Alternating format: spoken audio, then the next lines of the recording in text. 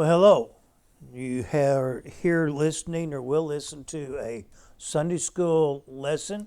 We're here at Temple Baptist Church in Poplar, Bluff, Missouri, studying a Sunday school lesson entitled Then Covenant Relationship.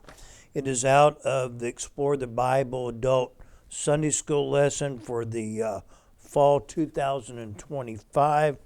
The date for the lesson is November the 16th, found on page 100 to start. We've still got not too many lessons left in this book. If you need a book, would like the book, whether you're a member here or not, call the church number 573-785-1250. You can ask for a copy of a Sunday school book. Also, if you have a prayer request, they can get those to me, or they will pray and put it on our prayer list also. And so whatever we can do to make your journey of faith better. My name is Brother Danny. I don't know if you knew that or not, or Danny Collins, preacher and just fellow traveler in faith. Here, as we begin, it says covenant relationship. Believers find God's blessings through obedience.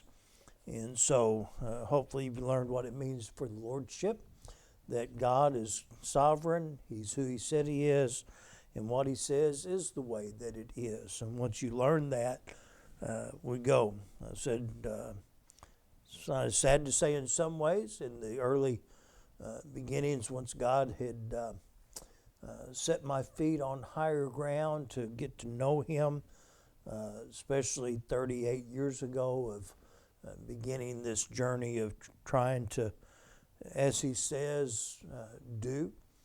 And you say, when He said jump, I'd say how high? Now it's like, okay, Lord. And so a little harder to jump, but may my heart still be there to do as He seeks. Yours too. Let's go ahead and just get into understanding the content on page 101. It does say about reinforcing emphasis, doing that way. Sometimes we just need to hear it over and over before it sinks in, but here we go.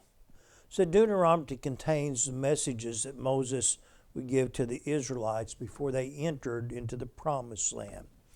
There were several things here. First, it would recall in chapters 1 through 4 their history as they would travel, indeed, from Mount Sinai to here, their current location at the plains of Moab, be east of Jordan across from Jericho. The second message we see in chapter 5 through chapter 26. In it reviewed the Ten Commandments and how to apply them in the Promised Land. It does say the final verses of the second message serve as a summary of the chapters previous, chapter 12 through 26. To remind God's people of the commands, it affirmed that the Lord was their God, and additionally that God had promised to elevate His people above all other people. And 4 verses connect what came there before. And so let me read those 4 verses, the end of Deuteronomy chapter 26, starting with 16. Verse 16, This day the Lord thy God hath commanded thee to do these statutes and judgments.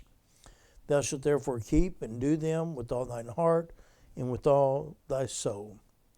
Thou hast avouched the Lord this day to be thy God, to walk in His ways, to keep His statutes and His commandments and His judgments, and to hearken, it is to listen unto His voice. And the Lord hath avouched this day to be His peculiar people, as He hath promised thee that thou shouldest keep all His commandments, and to make thee high above all nations which He has made in praise and in thy name, and in honor, and that thou mayest be a holy people unto the Lord as God, and unto thy God as He hath spoken. From love the Lord thy God with all your heart, mind, and soul, to know that the Lord is a jealous God, for He is God alone, to even Peter's resemblance and reminder of that we are a peculiar people, holy unto God. When we go from here, it says it twice as with these verses we read, use the words this day, undergirding God's commitment that he has for his people and his people have for him. It would go on that these covenants and treaties would also include promised rewards that were there for honoring the agreements. In contrast, the consequences of disobeying it. That's an emphasis of today's text as we have in chapters 27 and 28. We go on that the instruction that God gave to his people that there were to be a ceremony, one at Mount Ebal, the other with half the tribes as they sit there, and the other at Mount Gerizim. There, kind of the woman at the well would talk about that in this mountain. Our last one would say there at Shechem, the site of Jacob's well, where that Samaritan woman said her forefathers had worshipped on this mountain, meaning Mount Gerizim. And so that's our background. With that, let's look into said faithfulness on page 102, our first set of scriptures, 28 through 1 through 6. And it shall come to pass, if thou wilt hearken diligently unto the voice of the Lord thy God, to observe and to do all his commandments which I command thee this day, that the Lord thy God will set thee on high above all nations of the earth. All these blessings shall come upon thee, overtake thee, if thou shalt hearken unto the voice of the Lord thy God. Blessed shalt thou be in the city, blessed shalt thou be in the field, blessed the fruit of thy body, the fruit of thy ground, the fruit of thy cattle, the increase of thy kind, and the flocks of thy sheep. Verse 5, blessed shall be thy basket at thy store, blessed shall be thou when thou come in, and blessed thou be when thou goest out. Those 6 blessings we'll look at later, 6-fold. Here again, Moses would challenge the Israelites to faithfully obey and carefully follow what God had said. Hopefully that we don't take too many times before we let it soak in. That word hearken means literally to listen, to hear. God was re-emphasizing his commands this day. His doing so compelled the people to make a decision and the commitment. Perhaps like Elijah at Mount Carmel. How long do you hop between two opinions? If God is God, before him. Here, if you believe that he's God, keep his words. Indeed, John chapter 14, that when you do that, that the Father and the Son will make their abode with you, that there will be those blessings there as they will come into your house, literally here, and make their abode. This word bless says it occurs 7 times in verses 2 through 6. It appears in the noun in verse 2 as blessings. The other remaining 6 are verbs. They emphasize these verses is on the blessings in, as we read a while ago, of God to his people. The root behind that word translated overtake means to reach or literally take hold of something or someone. It was used in the story of the Egyptian army that when they pursued Moses and his people near the Red Sea, the Egyptians pursued after them on their horses, chariots of Pharaoh, the horsemen, his army, and, quote unquote, overtook them by the sea. That emphasis added. It goes on, next page though, but one does not passively overtake something. That determination and effort are what? When the word says in New Testament, the Lord seeks to seek and to save that which is lost, that intention there that he will find. Here the promise was God's blessings would actively pursue his people. With that promise, though, came that contingency of God's blessings that would pursue and take hold of his people because they made it their practice to hearken, to listen in the voice of God. That principle then that you do this, he will. May you trust in that by faith. The Lord stated that one of the blessings here in verse 1 that God promised to place his people high above all the other nations of the earth. Again, not something that the people could achieve under their own. Only the power and the presence of God could make that happen. Verses 3 through 6, as we said, that 6-fold covenant blessing that God promised his people. Promises are listed in short sentences. Some contain only 3 Hebrew words.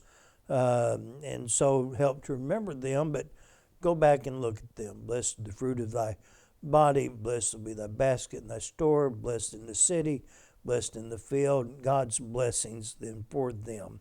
Says that idea of being prosperous.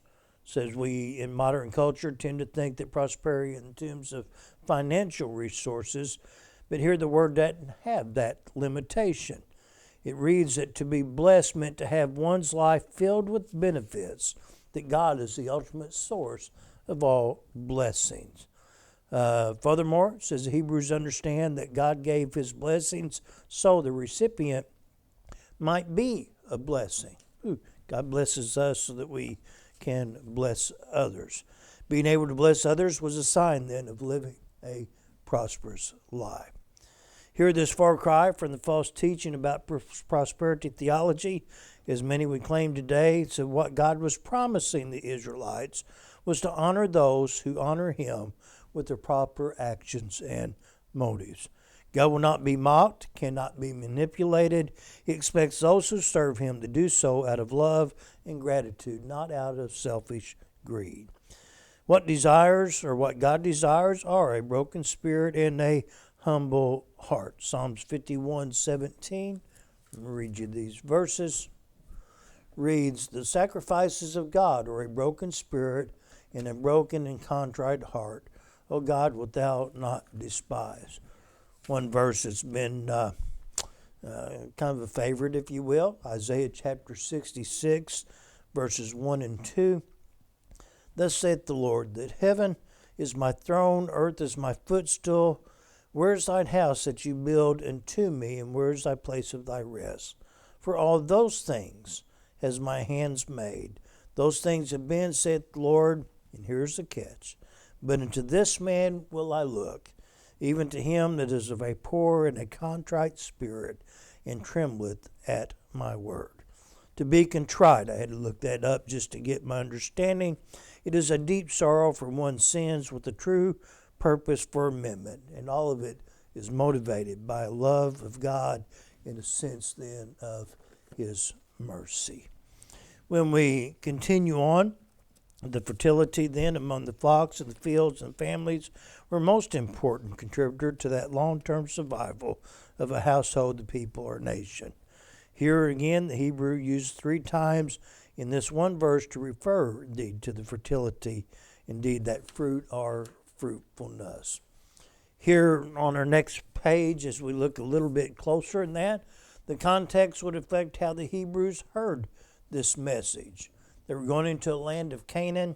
We have Baal and Ashtaroth, those were primary identities, the fertility gods that were there, that pagans would worship them. That's why you get into Judges and the commingling that said in a Sunday school lesson earlier, made a comment that, now you've been in bondage for 400 years, and now you're, and then the 40 years in the wilderness, that you've never had the planting and the fertility that you need and the fruitfulness of the crops. And so it seems that they would have a dual allegiance. Lord, we're going to serve you on our Sabbath.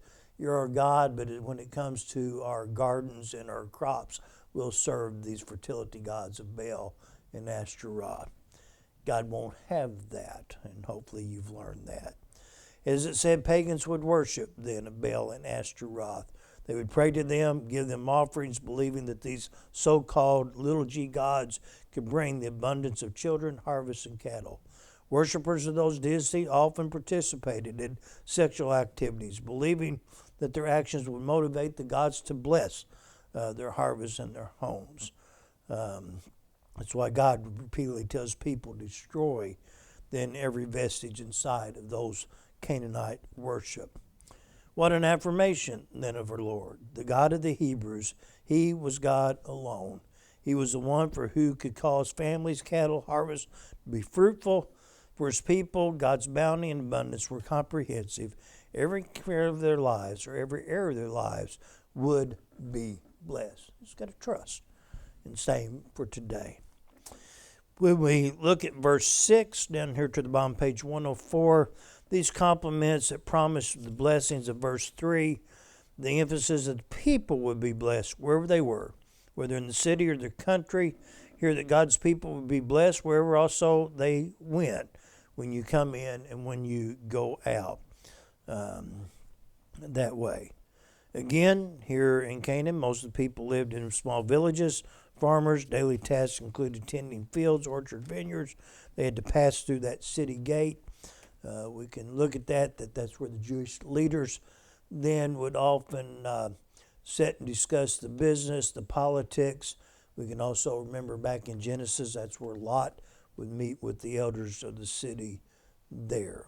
And so says, just as a rule, some of these stone benches are still visible at some of the biblical sites there in the Holy Land. Our next verses, as we continue to look at our study, verses 15 through 19. But it shall come to pass that they will not hearken unto the voice of the Lord, to observe all his commandments and his statutes, which I command thee this day, that all these curses, now we go from blessing to curses, shall be upon thee. They will overtake thee. And here we go. Cursed they shall be in the city, cursed shall thou be in the field. Cursed shall be thy basket and thy store. Cursed be the fruit of thy body, and the fruit of thy land, the increase of thy kind, and the flocks of thy sheep. Cursed shalt thou be when thou come in, and shalt be cursed when thou goest out. Here's the contrast. Verse 15 begins this outline of curse that the Israelites would experience if they failed to obey God's command and His statutes. Blessings if you do, curses if you don't. The list then described or prescribed the disasters and the miseries, verse 15 through 68. It reads that it's longer than the list of blessings that there are for obedience. Evidently, negative reinforcement was more effective, the writer would say, in eliciting this compliance than the promised future rewards. Mirroring the pattern of the first 6 verses, the word curse occurs 7 times in verses 15 through 19. It appears there in verse 15 as the noun from curses, and then, like it was in the other verse, the 6 remaining outline curse are verbs. The emphasis of then is that God is on God removing His blessing. The result from be that the curses would reach and take hold of disobedience. As we see in the application of the curses reflects point by point what we'd read with the blessings in verses 1 through 6. To be cursed in the city and the field, the writer says, meant that the person was cursed wherever he or she was. Opposites and yet used together. City and country would mean everywhere. The grammatical device is similar to our saying when we've searched high and low for something. That means we searched everywhere that one can imagine. If one's basket and store was to be cursed, meant that obtaining the most basic necessities of daily life was going to be a hardship. In other words, God's curses were going to hit the people right where they lived. Remember that even Matthew teaches us to seek first His kingdom and His righteousness, His right way of doing. And these things should be added to you, what you eat, what you drink, and what you wear, these necessities of life. Remember, what you are then is more than what you eat or drink or wear. When we go on, then, as fertility among the flocks, then, and the families was a picture of abundance, God's bringing the curse on those sources will result in poverty and scarcity and deprivation. The curses affecting the Israelites' offspring produce in herds and flocks would come as diseases and droughts. And you can read that through the rest of the chapter. Many would die, God said, and you shall be left a few in number, whereas you were as the stars of heaven for a multitude, because you would not obey the voice of the Lord thy God. It shall come to pass as the Lord rejoiced over you to do your good, to multiply you, so the Lord will rejoice over you to destroy you. Verses 62 and the beginning of 63. To be able then to enter and exit freely meant that life was good and normal, that the enemies and the illnesses were not impeding the people's movements. If no one was coming or going, that is, the city or village was likely facing a crisis, they were under siege, perhaps abandoned or desolate, the situation meant that everyday life had come to a grinding halt.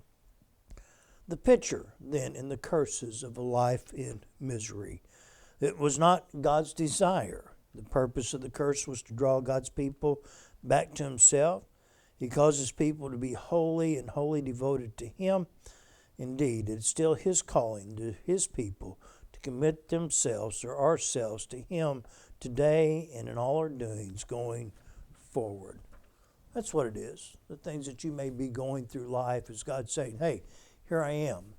Matthew teaches in chapter 11, all you that are struggling, that you're heavy laden, that you would just come to him and he'd give you rest. May we follow truly God.